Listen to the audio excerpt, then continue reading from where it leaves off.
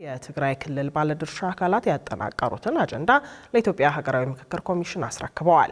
የትግራይ ክልል የባለድርሻ አካላት አጀንዳ ማሰባሰቢያ መድረክ ከ700 በላይ ታዳሚዎች የተሳተፉበት እንደሆነና ከነዚህ ውስጥ ከ300 በላይ የሚሆኑት ከትግራይ ክልል የመጡ ተሳታፊዎች መሆናቸው ተነግሯል።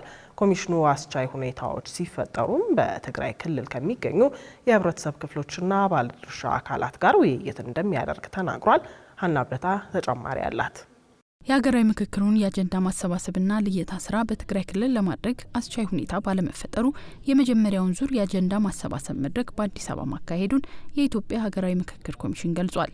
ከመጋቢት 23 እስከ 25 2018 ዓ.ም ሲካሄድ የነበረው የትግራይ ክልል ባለድርሻ አካላት የአጀንዳ ማሰባሰቢያ መድረክ ከ700 በላይ ታዳሚዎች የተሳተፉበት እንደሆነና ከነዚህም ውስጥ ከ300 በላይ የሚሆኑት ከትግራይ ክልል የመጡ ተሳታፊዎች መሆናቸው ተነግሯል። ምክክሩን በትግራይ ክልል ለማድረግ ኮሚሽኑ በትግራይ ክልል ና በአዲስ አበባ ከ22 ጊዜ በላይ ከሚመለከታቸው አካላት ጋር ውይይት ባካሄድም አስቻይ ሁኔታ ባለመፈጠሩ የመጀመሪያውን ዙር የአጀንዳ ማሰባሰብ መድረክ በአዲስ አበባ ማካሄዱ ነው ዋና ኮሚሽነሩ በምክክር መክፈቻው ስነ ስርዓት ወቅት የጠቆሙት።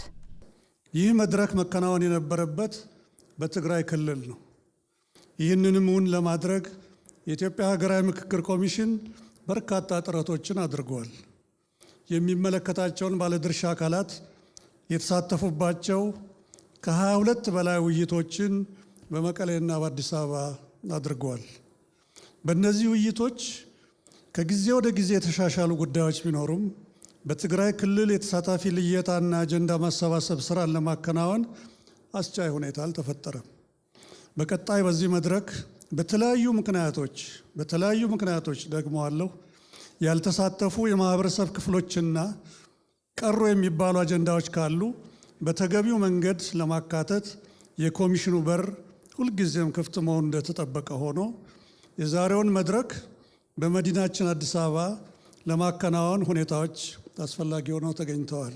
በዚሁ ጊዜም ምክክሩ በአዲስ አበባ ብቻ ሳይሆን በትግራይ ክልልም መካሄድ አለበት የሚሉ አስተያየቶች ከተሳታፊዎች ተነስተው ነበር። 18 ነው 20 ጊዜ ሄደዋል። እዛ ገንዘባቸው አጥፍተዋል። ምክክር ኮሚሽን አልተቀበሏቸውም። ስላልተቀበላቸው ምንድን ነው የምናደርገው? ስለዚህ ምን ማድረግ አለብን? እኛ ባለው የትግራይ ተወላጅ ማቋቋም አለብን። እዚህ መደረጉ ጥሩ ነው። የበለጠ ግን ቁስሉ ያለው ህመሙ ያለው ጫንቃ ያለው ትግራይ ላይ ነው። የታፈኑ ወገኖቻችን አሉና እነሱ ደግሞ የበለጠ በዚህ በምክክር ሀሳቡ ላይ ቢሳተፉ የተሻለ ነገር ይመጣል ብዬ አስባለሁ። እዚሁ መደረግ ያለበት እዚህ ያለው ሰላማዊ ሁኔታ ላይ ስላለ እዚህ ቢካሄድ መልካም ነው። ምክንያቱም ከዛም ተወካዮች መጥተው እዚህ ስለሚደረግ ትግራይ ላይ ደግሞ በልባቸው በጣም ብዙ ነገሮች ይዘዋል። ብዙ ሰው ማለትም በጫማቸው ላይ ሆነን እኛ ማወቅ አንችልም።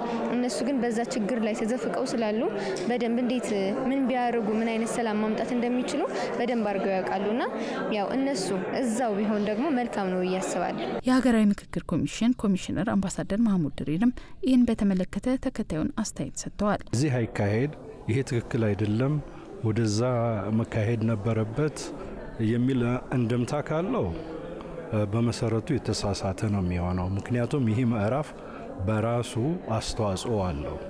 ትግራይ ክልል ምክክር አያስፈልገውም፣ የቅንጦት ነው የሚሉ ወገኖችም አሉ።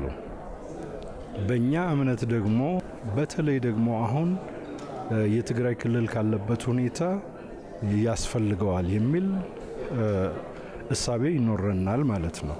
ስለዚህ ሀሳቦች ሲሰነዘሩ የሌሎች ሀሳቦችም የዛ ተቃራኒ የሆኑ ወይም ያንን የማይደግፉ ሊኖሩ ስለሚችሉ እሱ የዲሞክራሲ መገለጫ አንዱ ነጸብራቅ ነው። ተሳታፊዎች በምክክሩ የተነሱ አጀንዳዎችንም ነግረውን ነበር።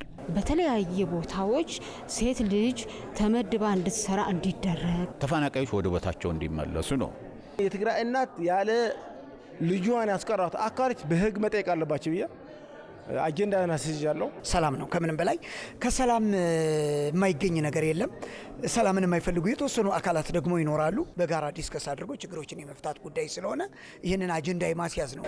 መጀመሪያ የሀገር አንድነትን እንዲጸና እንዲኖር የጸጥታና ደህንነት ጉዳዮች ትኩረት ተሰጥቶባቸው በሁሉም ክልሎች ስፔሻሊ እንደ ትግራይ ተወላጅ የትግራይ ተወላጅ ስለሆነ እዚህ ጋር የተጠራው በትግራይ ያለው የጸጥታና የደህንነት የኢኮኖሚ ጉዳይ ትኩረት ተሰጥቶ መንግስት መፍትሄ እንዲሰጥ መንግስት ነው መሬት ነው አስተዳደሩ ነው። አስተዳደሩም ስትራክቸር የያዘ አይደለም። ጊዜያዊ አስተዳደር ነው። ለጊዜያዊ ነው። ፎርማላይዝ መደረግ አለበት፣ መሰራት አለበት። መሬቱ ብትዩም ያው መሬቱ የተቆረሰ ነው። ኦልሞስት 40% የትግራይ ቦታ ከትግራይ ጊዜያዊ አስተዳደር ውጭ ናቸው።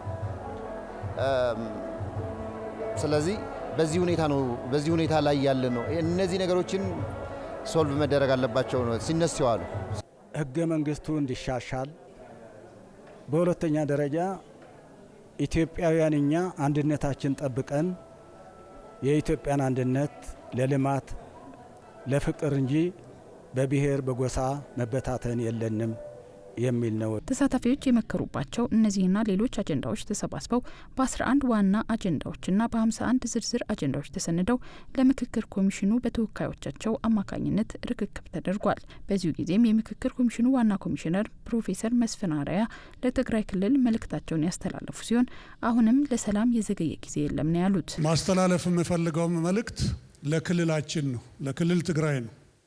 እንዳያችሁት እዚህ ተሰብስበን አንድም ትግራይን የሚጎዳ አንድም መስተዳድሩን አካሄዱን የሚጎዳ ሳይሆን ስንነጋገር የከረምነው ስለ ሰላምና ስለ መልካም ስለ መግባባት ነው።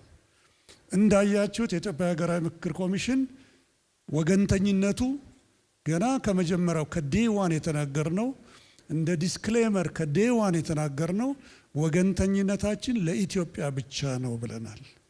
አሁንም ወገንተኝነታችን ለኢትዮጵያ መቀጠሉን ይህንን በግልጽ ማስቀመጥ እንፈልጋለን።